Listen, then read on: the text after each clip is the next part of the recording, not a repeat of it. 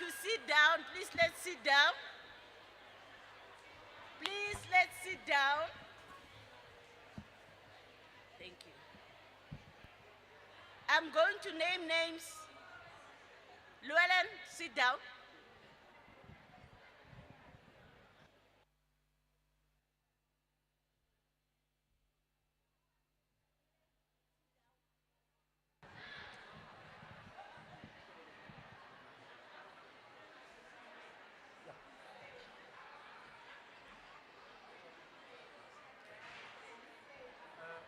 Today was a beautiful day. Okay, thank you. Today was a beautiful day. So now, we're not going to have lots of speeches, and if we do, it will be 5 minutes. Today, we're going to dance. We South Africans, we are known for dancing. We love music, and we love to dance. So that's exactly that we're going to do. We will teach our visitors how to dance. We'll teach them to do Jerusalem and the others. We're going to do that.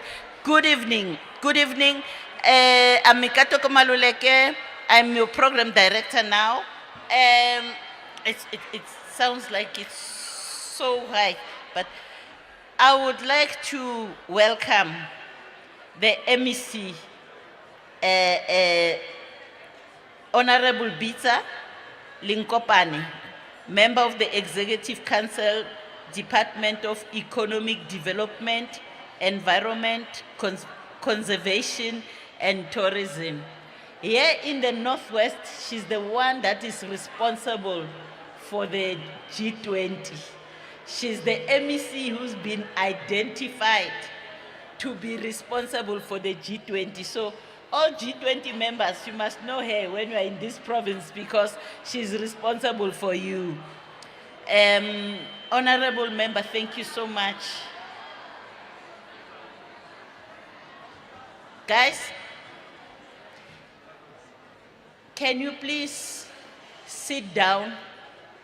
Libe minwana mo, nekibati lo cholinzole ling marbe yang minwana mo. Yeah.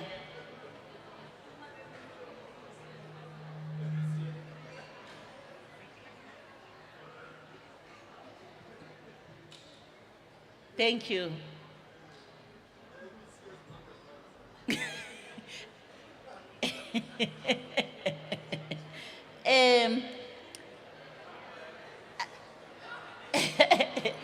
Who rules the world? Ladies. Ladies rule the world. So, Entate Linkopan, we start with the rulers. Today, Barry, who's behind the powerful man? Or Barry, behind every powerful woman, powerful man, there's a woman. Now, behind every powerful woman, there's a man. Ndatelinkopan ralebuha to be behind her. Thank you so much. Thank you, thank you. Also, we have Dr. Vatiswa Papu Zamkaka. She's the Deputy Vice Chancellor, Research, Innovation, and Engineering at Tshwane University of Technology. Welcome, DVC. We have Councillor Susan Ntangeni, Executive Mayor of Bujanala, Platinum District Municipality. I've been wanting to say this the whole day. Northwest is the biggest producer of platinum. You know, people who are here, they must understand, here, this is a rich province. Platinum is a province of platinum. Some of the municipalities, we call them after the platinum in this area. Bujanala Platinum District Municipality. Welcome, Mayor. I would like also to welcome all. I know that during the day there was the speaker, there were mayors, there were all those. Even if I didn't mention you by your name, you are welcomed. We have our guests from the G20 member countries. All of you, welcome. We have guests that we have invited, international organizations and countries. We've invited countries as our guests, and they are here. Most of them will be participating in the technical meeting. We have academia. During the day, we had so many professors and doctors. All of you are welcome. We have, as I said, even in the morning, all the UNs, UN Women, UNDP, UNODC, all the UNs, you are welcomed. OECD, ILO, our knowledge partners, all our knowledge partners, we welcome you. Private sector that is here, we welcome you. Private sector, I mean all businesses, whether we call them informal businesses, whether we call them small businesses, micro, whatever, all of them, you are part of the private sector. You are welcomed. I thank civil society organizations that are here. I welcome you. I welcome the students. I know that we have the students here. We have the working group in South Africa. In fact, the G20 has 15 working groups. And even in South Africa, we're going ahead with those working groups. We have chairs of the working groups. Some of them are here. We welcome you. I believe that I've welcomed everyone. The Premier also in his absence, because he was here, this is his province. We welcome him in his absence. Our minister, our deputy minister, they are busy in meetings, in political meetings, in governance meetings and all those. We welcome them. I welcome all government departments that are here. Actually, I welcomed Dr. Vatiswa, but I welcome TUT officials, all of them, because TUT is our partner, and the Vice Chancellor was in our meeting in the morning. So I welcome all of you. I think I've welcomed everyone, eh? So in Sesotho, in South Africa, we have 11 official languages. One of the languages is Sesotho. You know, they say, Dincha di bofilwe. That means dogs have been tied and shoved at the back. So feel free. You can dance, you can stand up, you can do whatever you want to do. Dincha di bofilwe. So be at home, do as we do, or do as you do at home. But here, because you are at home, I've welcomed all of you. I welcome even the service providers, the camera people, the musicians, everyone. You are welcome. Thank you very much.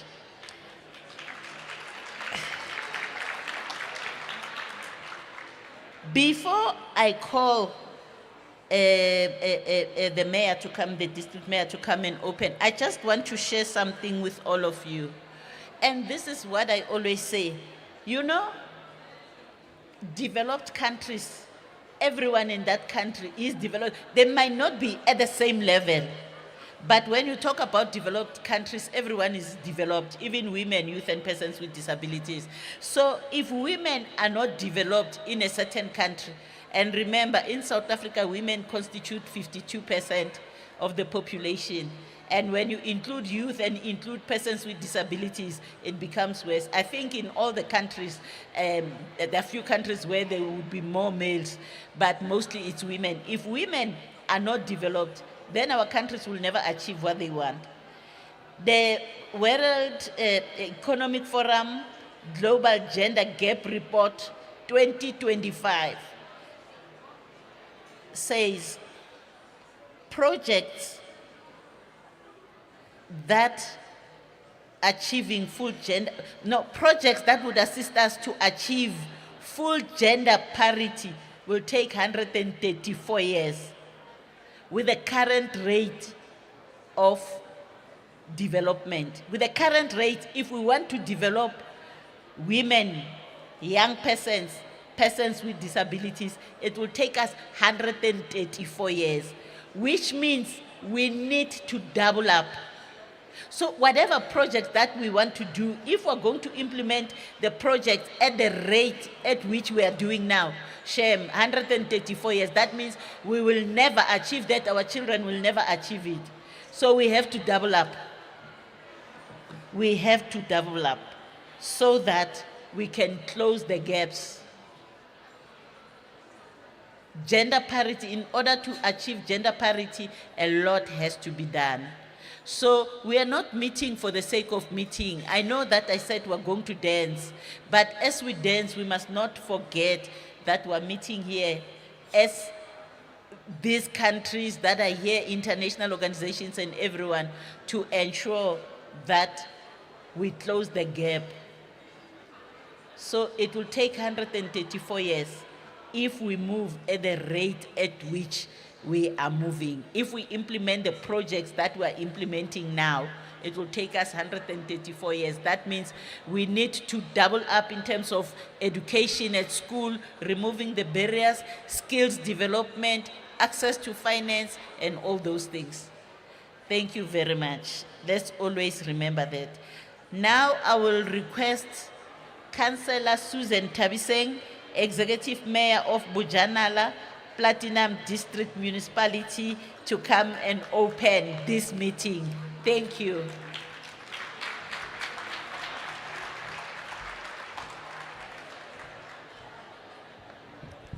Thank you very much, Program Director. Bagolo dumelang. Good evening. Hoyenant. Dimadekwana. Thank you very much, Program Director. The Northwest Province Premier, Ntate Lazarus Mukhosi, the Northwest MECs present here today, MEC Linkopani and MEC Mulapisi, the Cabinet Ministers and Honorable MPs present here today, the distinguished G20 delegation, the Mayor of Moses Kotane in absentia, MMCs and councillors present here today, the distinguished delegates from United Nations academia, business and various civil society organizations, women leaders and trailblazers, senior managers from government and corporate organizations, members of the media, ladies and gentlemen, good evening. The Director of Proceedings, it is gratifying to know that the preparations are ongoing for the South Africa's hosting of the G20 Summit, which will be held from the 22nd to the 23rd of November 2025. This will be a historic and groundbreaking event, as it will be the first G20 Summit featuring of the heads of state and government to be held in the African continent. This significant event will attract thousands of international delegates, placing South Africa in the global spotlights.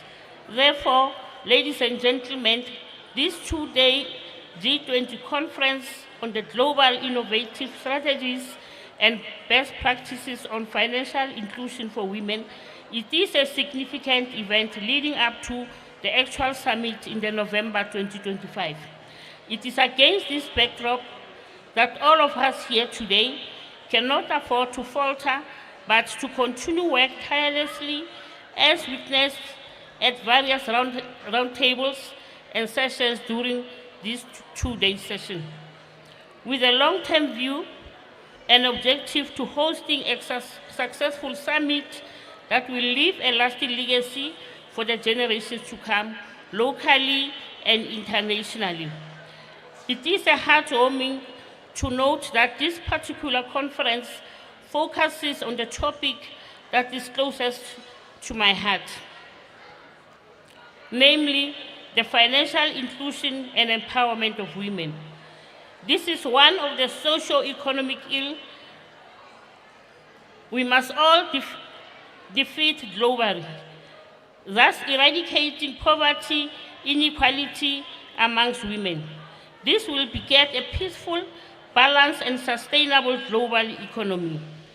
Ladies and gentlemen, it is our mission that all of us in here, that at the end of this G20 Summit Conference, we will be proud of ourselves for how far we have come, because we have never stopped pushing to be the best we can be, as a hosting nation.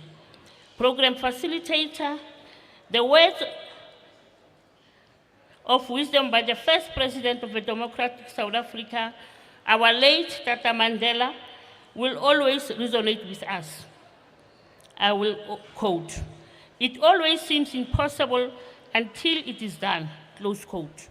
It seems impossible that we will have a successful G20 summit given the global economic hardships that we are experiencing, but I know that it will be done. And also, with the words of Mama Charlotte Mateke, a pioneering South African woman whose legacy still guides us, I will quote, "This work is not for yourselves. Kill that spirit of self and do not live above your people, but live with your people. If you can rise, bring someone with you," close quote. Together, let us rise. Let's bring millions of girls and women with us. Ladies and gentlemen, on behalf of the Bujanala District Municipality and its proud people, I extend a warm welcome to every one of you. Welcome to the Bujanala, a place where culture meets opportunities and where the determination of our women has always been a revolutionary, powering our communities. May we have a fruitful and productive conference. Welcome to the Bujanala Platinum District, the tourism mecca of the Northwest Province and the Platinum Belt of South Africa. Ladies and gentlemen, you are warmly welcomed. Enjoy your dinner, and thank you, Program Director.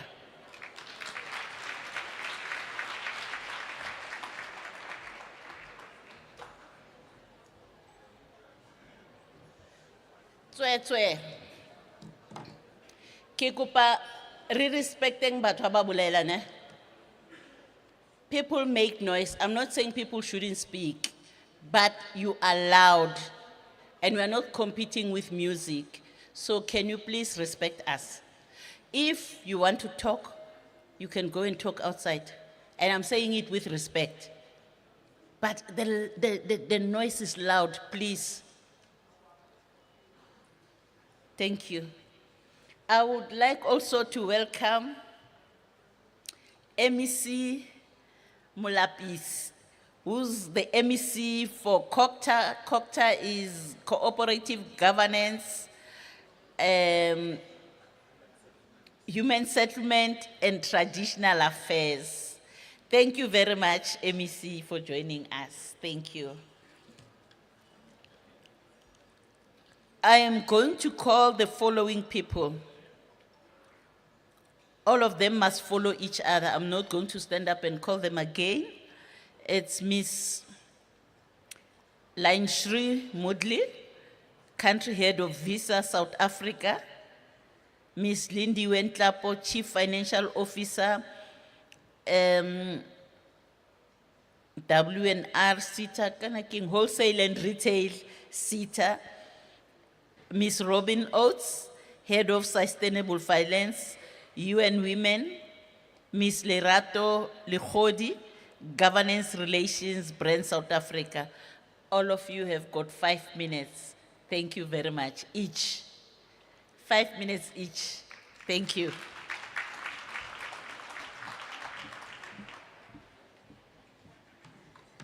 Thank you, Program Director. Good evening, everyone. Good evening, Honorable Ministers, Deputy Ministers, the Premier, members of the G20, other dignitaries present or protocol observed. It is really an honor to stand in front of you this evening and to present on something that is quite close to my heart and something that I am passionate about. When I look around the room this evening, it's really good to see how many leaders, innovators, and advocates are here looking or all sharing the same common vision of how do we create a future which is truly inclusive and one in which everyone thrives. And I truly believe that the only way that this is possible is if we collaborate to actually achieve this. Tonight, I've been given 5 minutes, so I'm going to move through this quite quickly. I'd like to share a few insights into why this mission matters so deeply, particularly to women in our societies. Let me start with financial inclusion and why this is important. For us at Visa, expanding access to digital financial services, driving digital payments in an economy is core to our purpose. We know that financial inclusion is really essential for sustainable development and economic sustainability. We know that when you add digital payments into an economy, the more people that you include into the digital economy, you actually lift the GDP of that country. In South Africa, while we have more than 80% of the adult population that has access to a bank account, millions are still excluded. This disparity is particularly evident when you start to look at some of the challenges that women face, as they are disproportionately affected by financial exclusion. The African continent has the highest percentage of female entrepreneurs in the globe. There's one in every 4 businesses is women-led, that's either starting or managing this business. Yet women face a lot of challenges, particularly when it comes to things like access to funding, access to mentorship, building networks, and the overall business environment. In finance, there's an estimated 42 billion financing gap when it comes to looking at financing women-led businesses on the continent. At Visa, we see financial inclusion of women and enabling female entrepreneurs as an accelerator and a catalyst to economic growth and societal impact. We also know from everything we've seen across the globe and on the continent, when you empower women-owned business and you support them, you don't just lift that business, you lift the communities that they operate in, and ultimately you contribute to the growth in the GDP. So very simply put, when we look at financial inclusion and bringing more women into the ecosystem, when you empower these types of businesses, you ultimately grow the economy, and there's significant societal impact. We also believe that technology is a key enabler in removing the barriers that we see. Things like I mentioned before, access to funding, access to mentorship, creating of the networks, where aspiring female entrepreneurs can actually learn from more established professional types of businesses. With this in mind, we've actually put investments behind small businesses. We've put investment behind initiatives which we believe will create impact. And I'll go into a few of it as I move to the end of my address. In South Africa, we've also seen progress. There's been a lot of collaboration between the public and the private sector. However, there's still a lot more that we do need to do. Let me move on to empowering women through education and support. So on the one hand, while access to financial services is absolutely critical, we actually need to move beyond this. We need to look at how do we uplift and empower women through financial education, mentorship, and resources.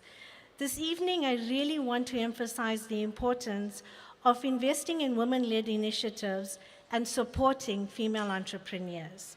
Imagine the impact of targeted training programs where you equip women with financial literacy skills, mentorship initiatives by connecting aspiring entrepreneurs with more seasoned professionals, and by creating these types of ecosystems, Creating these types of networks, we really can ignite innovation and drive sustainable development. I will mention now just a few partnerships which I believe are really good to look at. The first one is through our partnership with AfriLabs and the Graça Machel Trust, we launched the REVA program, which looked at providing capacity building training and mentorship to over 500 early stage women-led businesses. What was also part of this program was some of these businesses were given $10,000 in funding. And when we look at these programs, the one component is the funding, but over and above that, we need to ensure that we're doing training, we're doing mentorship so that you can enable more sustainable businesses. More recently in South Africa, we launched our She's Next initiative. That is our global advocacy program for women-owned businesses. And when we looked at the applications that came through, and really some of the winners as well, these are women who are tackling real challenges in the context of our economy. You know, from environmental sustainability to clean energy, to looking at building marketplaces and ecosystems. And when we support these types of businesses to build, to grow, and to be sustainable, we actually are growing the economy, we're advancing the digital payments, and we're upskilling, we're building talent and capacity for these businesses. So in closing for this evening, I want to urge all of us to think about looking at the challenges that we face for financial inclusion, as well as empowering women as a collective. We need to collaborate to come up with solutions that are relevant for the context of the market that we operate in. And together, I really believe that we could build partnerships, we can build solutions that resonate beyond the borders of just our country. It should actually reach every corner of the societies that we operate in. So collectively, I believe we have the power to really make an incredible mark on future generations. I want to thank you for giving me the opportunity to speak this evening. I want to thank you for listening to me.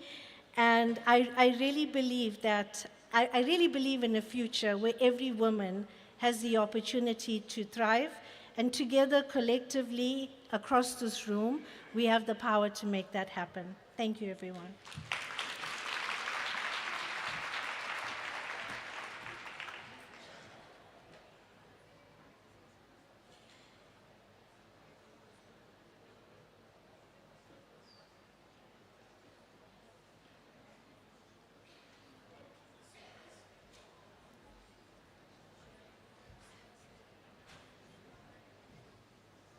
Miss Lindy Wentlapo, you are next. Miss Lindy Wentlapo is not here. Miss Robin Oates. Miss Lerato Likhodi, it's you. Or you'll come after her. Thank you.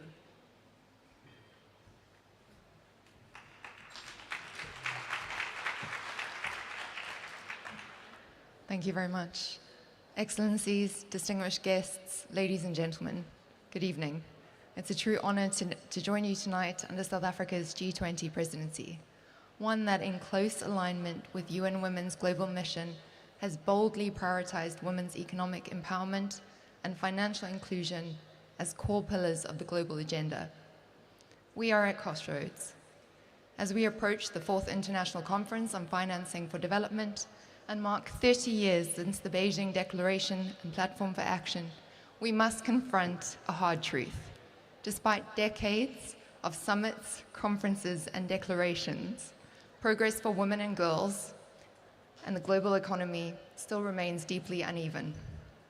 And despite improvements in women's financial inclusion, these efforts stop short of enabling women's deep engagement with the financial sector. I recently met a woman here in South Africa who had developed clean, scalable biofuel solution rooted in her community. She had a viable plan, a capable team, and a clear market demand. But what she did not have was capital. Despite pitching to investors and applying for loans, nothing came through. not because her business model was flawed, but because she lacked collateral, because she lacked a formal credit history, and she didn't match the algorithm. This is not a failure of women's efforts. It is a failure of the systems that were built to serve.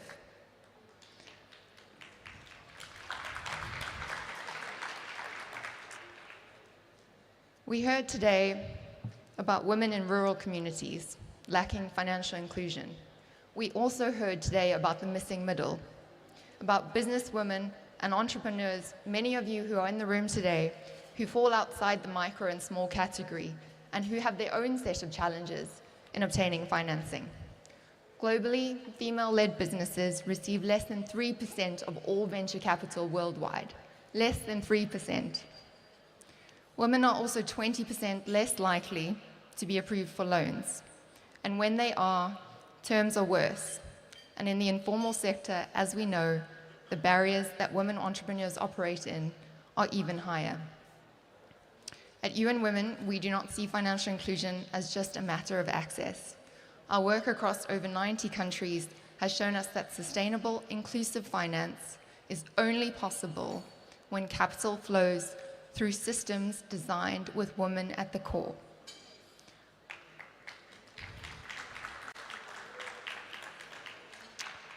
True inclusion means control over resources, freedom to decide, and a voice in shaping our economies.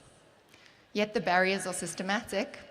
That's why our solutions need to be systematic. We need to move beyond individual products and platforms.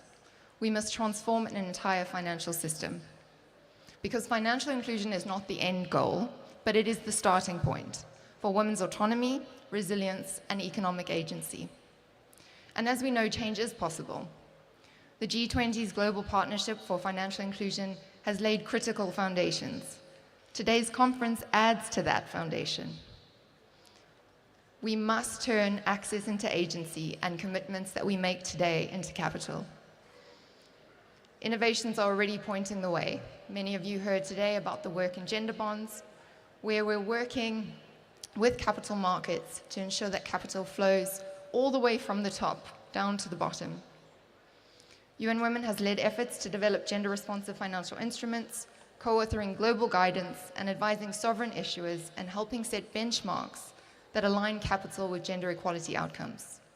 We're delighted that in 2024, Iceland issued the world's first sovereign gender bond, an achievement supported by UN Women's technical support. And it was the first time that a country has tapped investor capital exclusively to channel financing to women entrepreneurs, reduce the gender pay gap, and support affordable housing for single mothers.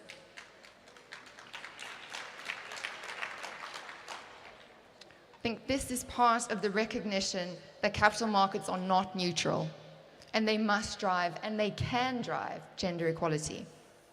We've heard about fintech and the changes that fintech is making. Digital inclusion and literacy are unlocking new paths to learning, earning, and leading. But these solutions, again, must be designed with intention. If not, it risks reinforcing existing inequalities. So to move from promise to scale, we need every single actor at the table. We need every single one of you in this room today. We've been working with governments, regulators, and central bankers to integrate gender into financial inclusion strategies and reforms, but we must go further by mandating sex disaggregated data, embedding gender in national policies, implementing gender-responsive budgeting, and protecting consumers in a way that reflects women's lived experiences. Banks must rethink risk, using alternative assessments and building models that reflect women's real economic power. Investors must go beyond ESG and checklists and embed gender equality into their portfolios and to their incentives. And of course, we need more women as architects of finance, not just users and not just beneficiaries. Above all, we need to build a coherent financial ecosystem that links public and private finance to grassroots solutions, guided by one principle, and that is to leave no one behind. Ladies and gentlemen, we must stop placing the burden on women to prove that they are investable. Instead, we must ask what we can do to build a system that sees, funds, and backs them. Let us reform our architecture, our financial architecture, not just to grow, but to grow fairly. A system where no woman is told that she is too small, too risky, or too late. Where equality is not a side initiative, but it is a core investment strategy. UN Women stands ready as a partner, convener, and thought leader to help build this system. Thank you.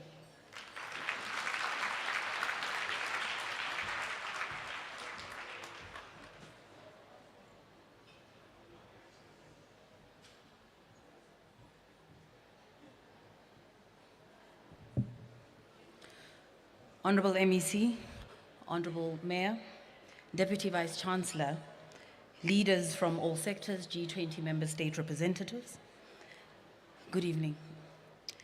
It is my honor to stand in front of you on this very significant engagement that forms part of the G20 financial inclusion for women empowerment, that indeed underscores our collective commitment to the inclusion of women in the economic program of the day, to enable our contribution to the country's economic growth and sustainability.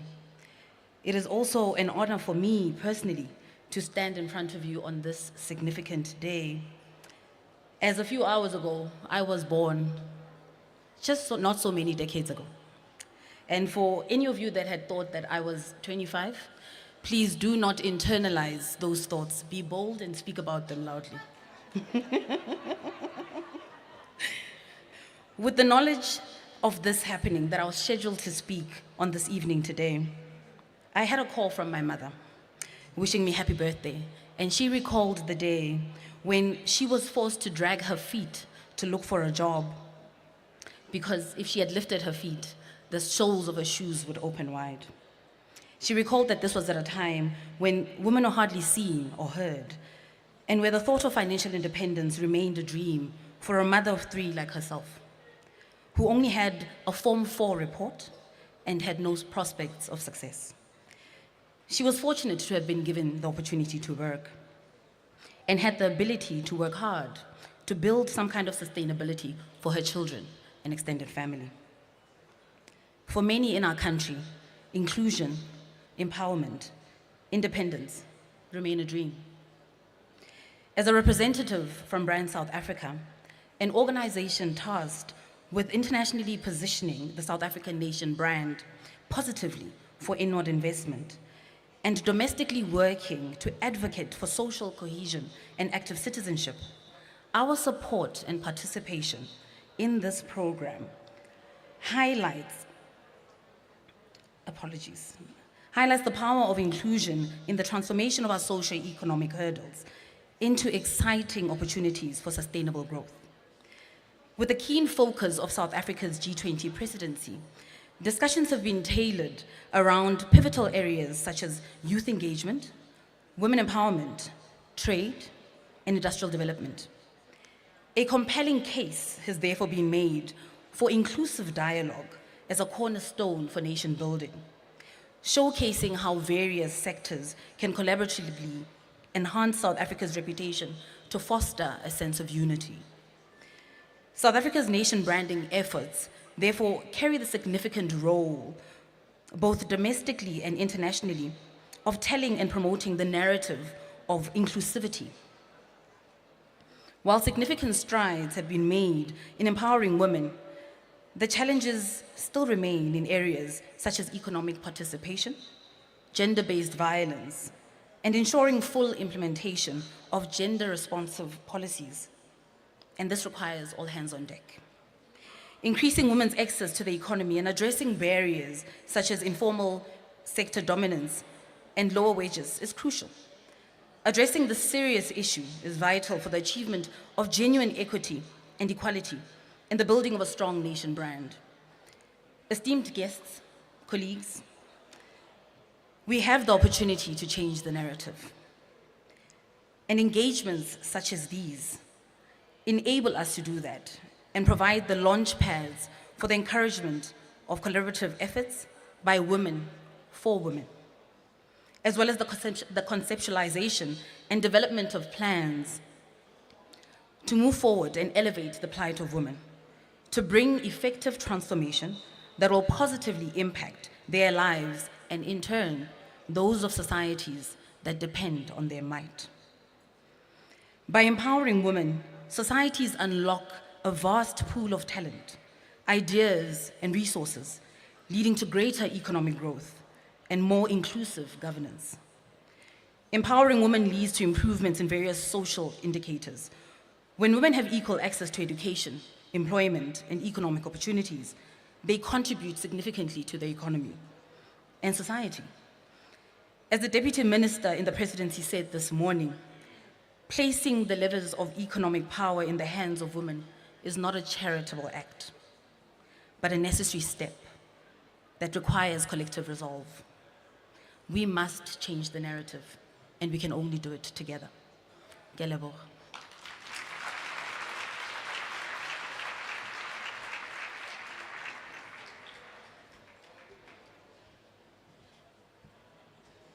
You are counted amongst the youth in South Africa. Youth is up to 35, so we understand.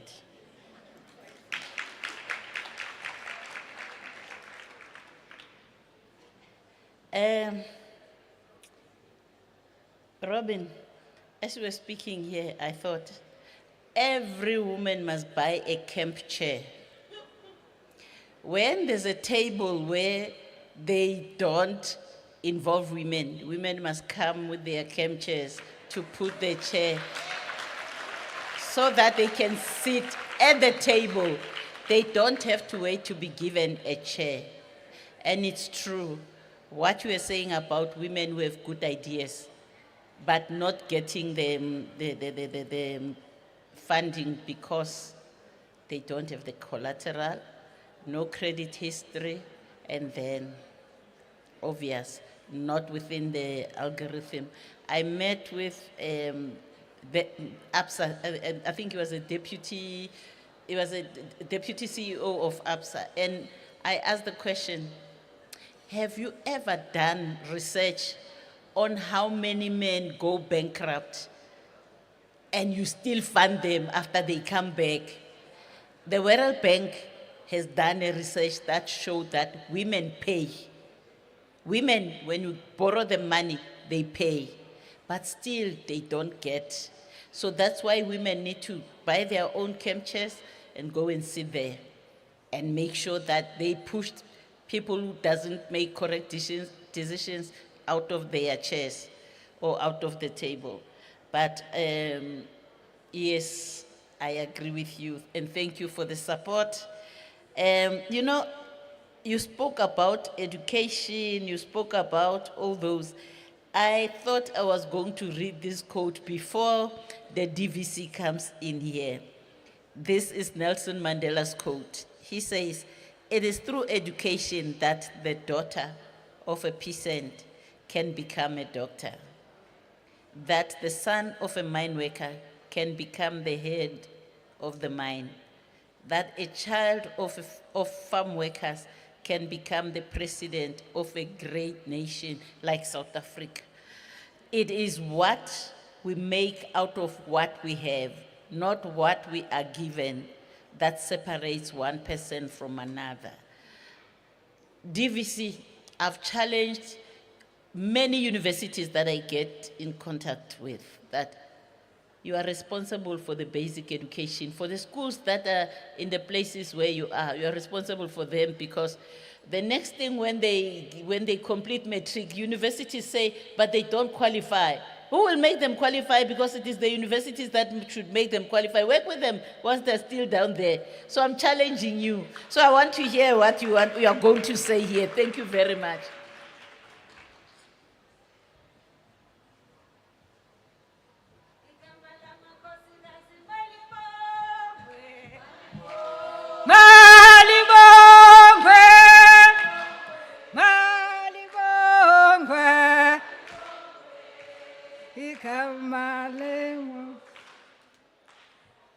Thank you. I thought I should remind ourselves that we were in Africa. Oh, Lilongwe, Kamale. Malibong, Malibong kwe, Malibong kwe, kamale kosi. Malibong, Malibong kwe, Malibong kwe.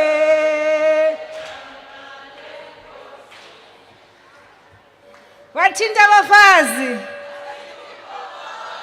Wathinta imbokodo. Program director. We are Africans. And we are in Africa. Africans are known for discipline, so please, can we not talk?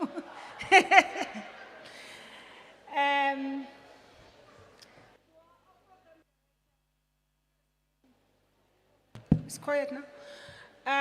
Who has been our partner at the university, really proving DG to everyone that universities are not monuments of elite, but universities exist to solve societal challenges. Working together with yourselves as government, I am glad I'm sitting with them there, working together with industry as well.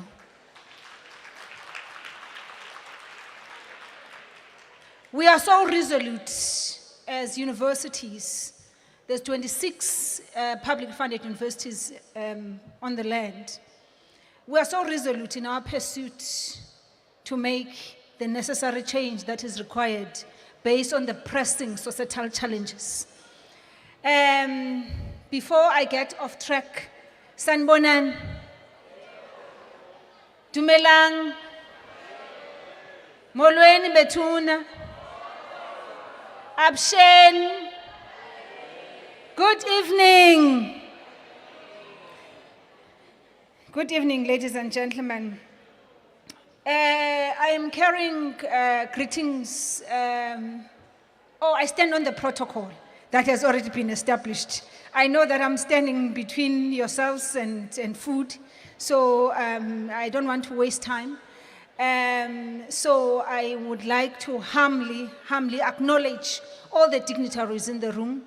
In that manner, I am saying we are truly honored and we are truly humbled as Tshwane University of Technology to be a partner in this particular important initiative, because it's not just a gala dinner, but it's a very important initiative. So I am carrying greetings, very warm greetings from the People's University, the university that makes knowledge work, the largest contact university in South Africa. For those who did not know,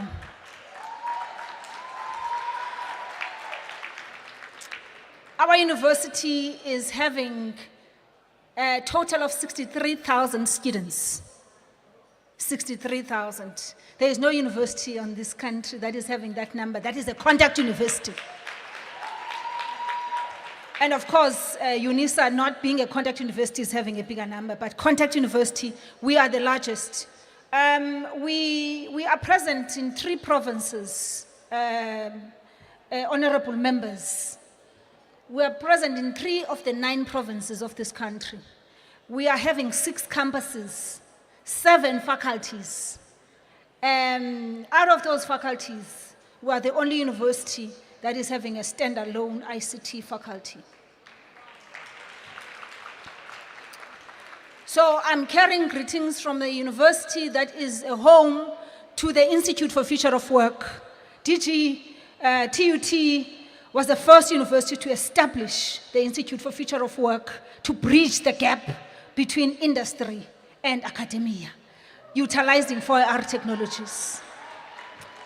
I'm carrying greetings, ladies and gentlemen, from a university that is a hub for artificial intelligence, a hub for cannabis,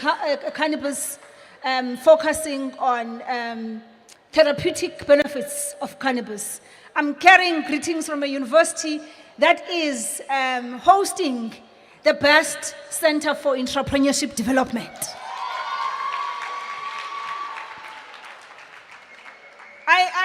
strategic by saying all of these things, Madam Program Director, because I am already seeing the candidates for potential funding for a research chair. I heard you talking about the research that is outstanding. So we are looking for a research chair in financial inclusion and women empowerment. We are ready.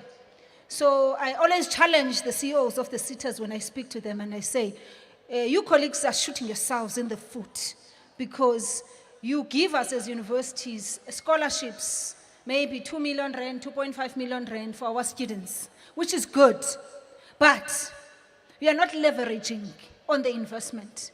If you are to leverage on the investment, then add some couple of millions of rands there so that we can establish a research chair that will focus on research and innovation to drive the solutions that your particular SETA is driving or is working on. So that the research and innovation that responds to the mandate of a particular SETA, whilst we are having students there driving the human capacity development. So I've already lobbied. Let me get to why I'm here. Ladies and gentlemen, it is both a privilege and a pleasure for me to address you this evening at the G20 Gala Dinner. Here at the magnificent Sun City.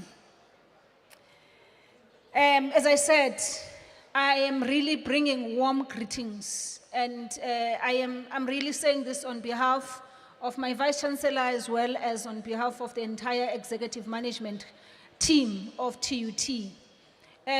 From apart by moving from good to great, a university that ensures that it produces future-ready graduates, the graduates that are relevant for the time that we're in and for the future, the graduates that are able to create jobs, not only to be seeking jobs.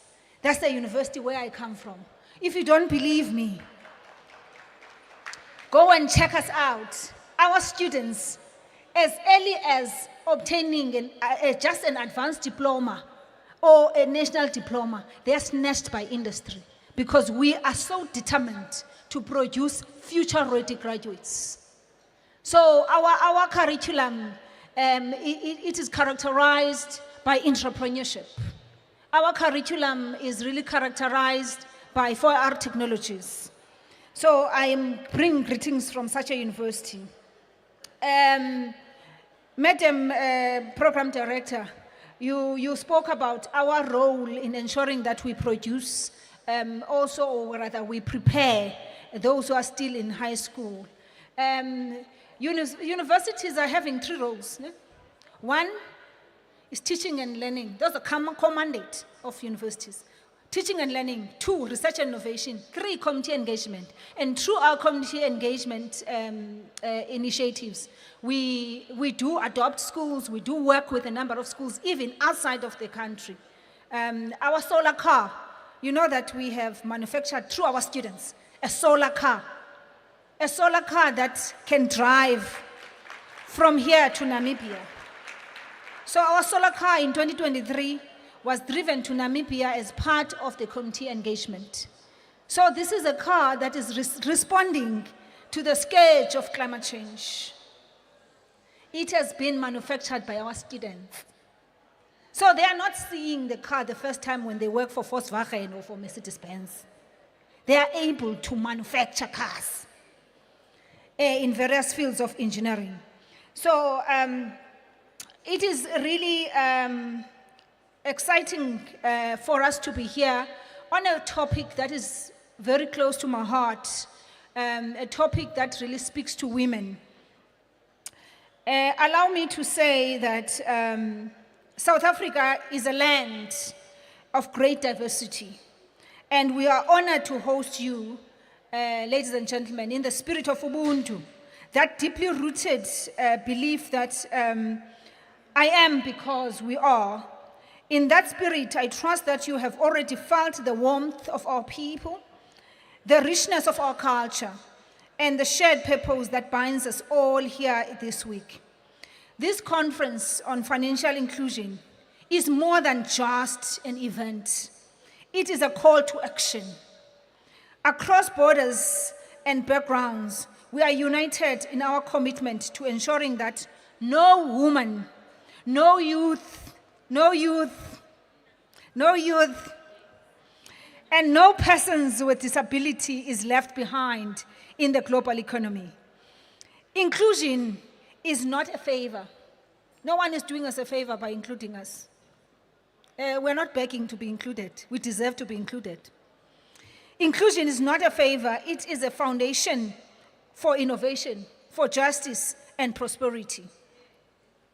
In our university, the Tshwane University of Technology, we do not see ourselves as mere educators, ladies and gentlemen, but as potent catalysts for change. Through our research, partnerships, and community engagement, we are dedicated to dismantling barriers and creating opportunities, particularly for those who are most in need. This is a beacon of hope in our collective journey towards financial inclusion. Tonight is a celebration, a moment to pause and appreciate the collective strides we are making together.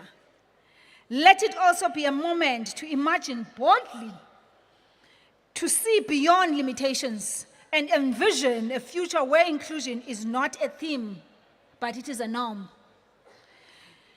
As I draw closer to the end, to the visionary organizers, we extend our heartfelt gratitude for your unwavering commitment to this cause. To our esteemed guests, your presence here tonight is a testament of your dedication to financial inclusion. And for that, we are truly, truly grateful. Your contributions are invaluable. And we look forward to the new conversations, fresh ideas, and enduring connections that this evening will inspire.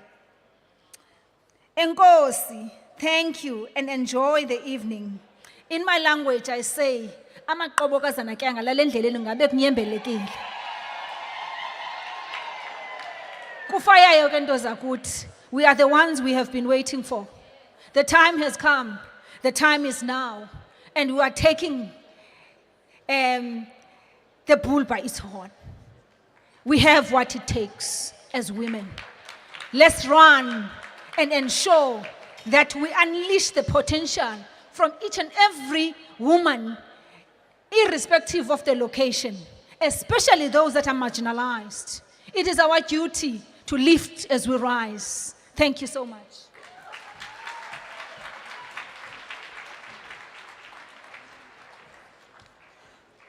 Thank you.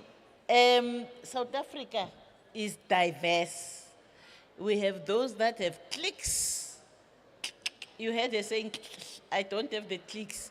Shangas don't have the clicks. They have the clicks. When they speak, they go. So I can't do that. Thank you very much, DVC, and thank you for being our partner. Basadi, Batswana. Ke kopa le didietseng. For our honorable MEC of the department, they call it DEDACT, Department of Economic Development, Environment, Conservation and Tourism, Honorable Pizza Linkopana. She's the MEC here in the Northwest. I don't want to take long. Let's just remove ribineng ansatlamu nakoile. I don't want to take long so that lunch dinner yarona inke nako kaban rabina. Ari didietseng gape.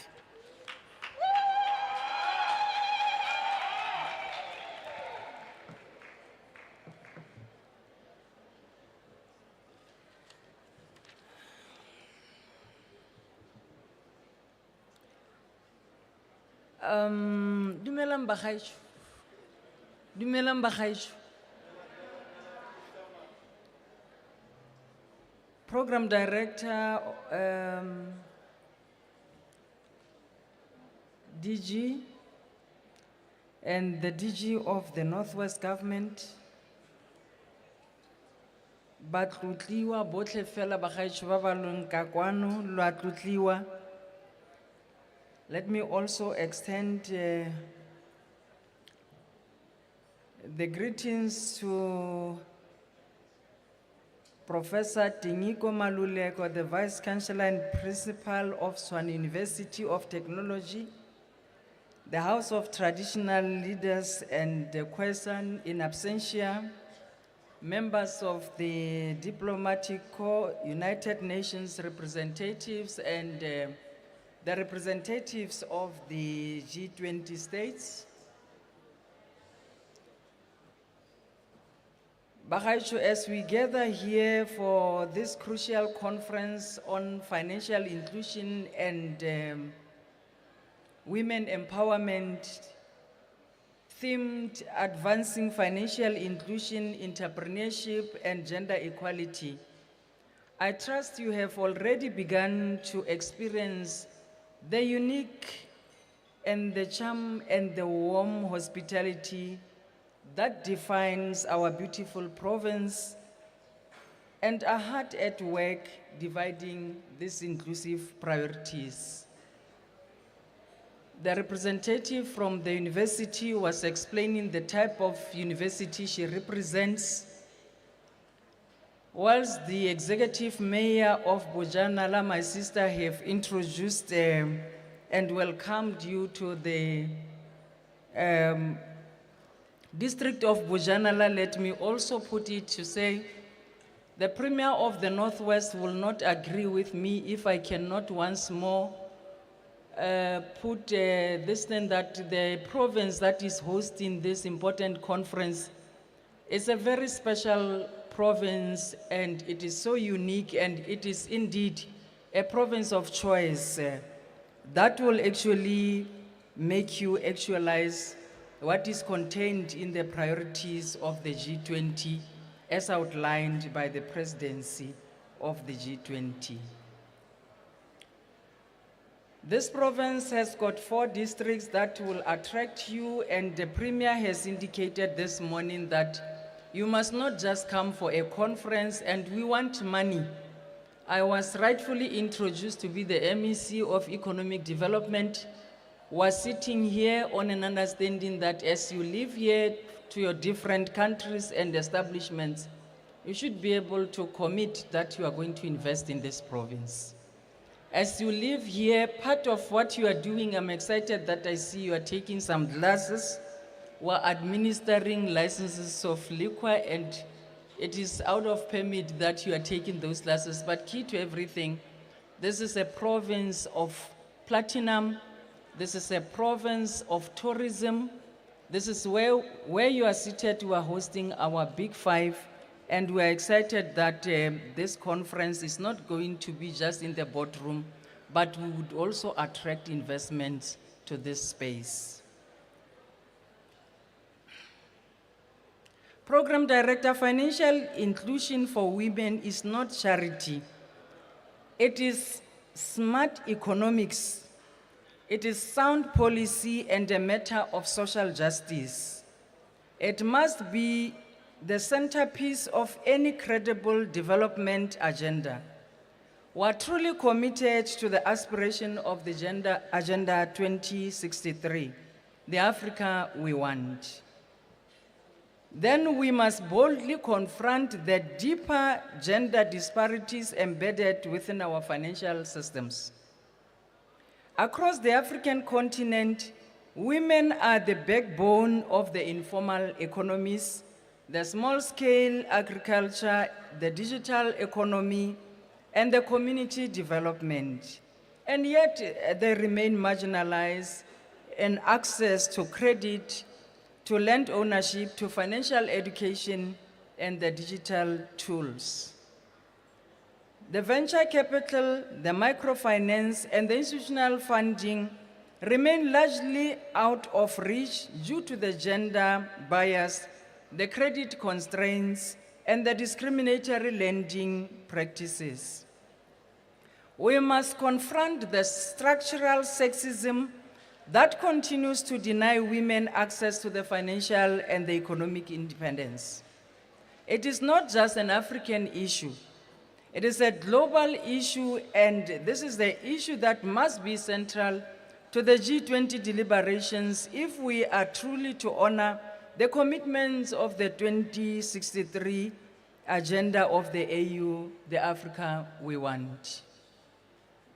Program Director, the Agenda 2063 envisioned an Africa where development is people-driven, unlocking the full potential of women and youth. But this vision will remain unrealized unless we dismantle the systemic barriers preventing women from controlling their financial destinies. Director General of the WTO once said, when you empower a woman, you empower a community and you empower a nation, as I close quote. Millions of African women face daily hurdles. In Nigeria, 98% of women-led micro-businesses operate informally, without access to financial services. In rural South African areas, fewer than 40% of women have access to digital financial platforms. These are not just mere statistics. They are human stories of ambition delayed and potentially stifled. Let us remember the words of Chimamanda Ngozi when he said, we teach girls to shrink themselves and to make themselves smaller, but the world does not prosper when half of its population is stifled. The future of the inclusive finance lies not only in the exclusionary traditional systems, but in the community-driven, the digital financial tools. Ladies and gentlemen, access alone is not empowerment. Even where financial tools are available, the social, cultural, and the educational barriers prevent women from fully utilizing them. We must promote gender-sensitive financial literacy, enabling women to make independent financial decisions with knowledge, confidence, and agency. As we transition towards a sustainable, climate-resilient economy, we must not leave women behind. They must lead. Across Africa, women are pioneering climate, smart agriculture, renewable energy, and circular economy innovations. We call for gender-responsive climate, including the green bond, accessible to women entrepreneurs, and technological support for women-led environmental startups. And let us celebrate leaders like Salma Abdullahi in Ghana, who built a climate-smart agri-enterprise that empowers hundreds of women farmers. This is an Agenda 2063 in action. Bagaisho, the legal systems across the continent are still failing our women. Without secure property rights, the legal recognition, or credit history, women cannot secure loans or build wealth. We therefore call for fair lending laws, procurement equity, and gender mainstream financial policies. Africa must not remain on the periphery of global economic discourse. The Northwest will continue as part of South Africa and Africa, a champion of the African leadership, and participate in the G20, not just as a guest, but as an architect of more than just global financial order. We advocate for a reform on international financial institutions to prioritize gender equality, the increased investment in women-owned enterprise, particularly in the rural and peri-urban areas. To our global partners, especially in Europe, the struggle for equality mirrors our own, but Africa must not be a follower. We must be co-leaders, ensuring our narrative and solutions that are integrated in the G20 platforms. As we look ahead to the future G20 summit that comes in November. We hope to hear African women financial voices at decision-making tables. We want targeted funding for women entrepreneurs via global financial institutions. Accountability mechanism to track gender inclusion across all member states. Bagaetsho, as I conclude, the Africa we want is one where a woman in Mahikeng, a woman in Nairobi, and a woman in Kigali has the same economic power as any woman in Berlin and in Paris. We owe this to our daughters, we owe this to ourselves, and to the just world we are here to build. Ke a lo leboga.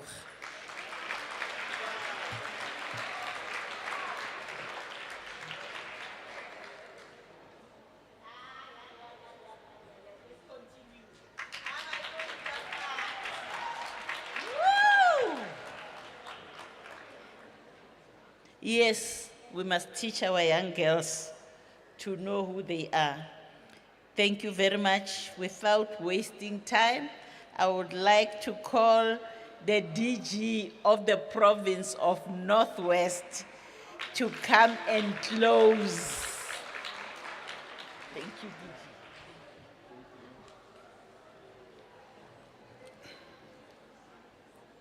No, thank you very much, Program Director. It has been a long day. I'm sure we're looking forward to closing it off. And our apologies for repeating ourselves as the two DGs in the program. It was not intentional. It is because we received the apologies of two executive mayors. The mayor for Rustenburg was supposed to be facilitating this session, but she couldn't make it because she was locked in a council caucus in Rustenburg, which is a distance away from here. So she was not going to make it. And the executive mayor who was supposed to do the vote of thanks is the mayor for Moses Kotane Local Municipality, in which Sun City is situated. She's on bereavement. Her husband passed away a few days ago, and the acting mayor has been turned down by the accreditation system in the morning, firstly, and secondly now. So we don't know what happened there. That is why you see me here. Otherwise, I was not supposed to be here. So it was just to fill the gap. With those apologies, let me thank you, DG Maluleke, for your sterling work in steering the course of the G20 Women Empowerment and Financial Inclusive Group. You've been the bedrock since this job was assigned to you nationally and collectively with all other DGs who are chairs of the working groups to make ultimately the heads of summit meeting that's taking place in the end of November 2025 a resounding success. Continue doing the good work.